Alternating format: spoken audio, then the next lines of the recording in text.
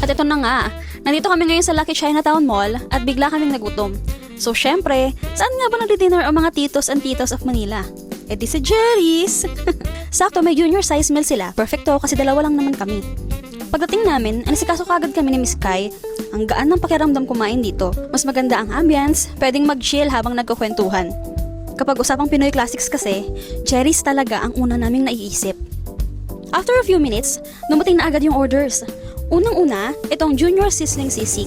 Sila pa mismo ang maghahalo sa harap mo. And imagine, 215 lang to. Syempre, hindi mawawala ang crispy pata. Regular size pero sobrang laki. Super crispy at full of the bone talaga ang laman. May bago rin silang appetizer. Junior Calamares with crispy kangkong. Perfect ang pagkakaluto. Itong Junior Inihaw na pusit. Perfect din ang luto. Lasang-lasa ang smoky at hindi malangsa.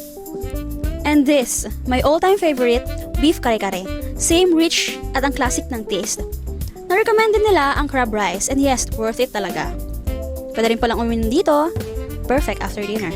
Akala namin kasya na sa amin ang junior sizes. Pero tignan nyo, parang pang-apat na tao ang na-order namin kaya sobrang busog kami. Thank you nga pala kay Miss Ruby and her team. Sobrang accommodating at ang babait. Until next time, Jerry's! Bye!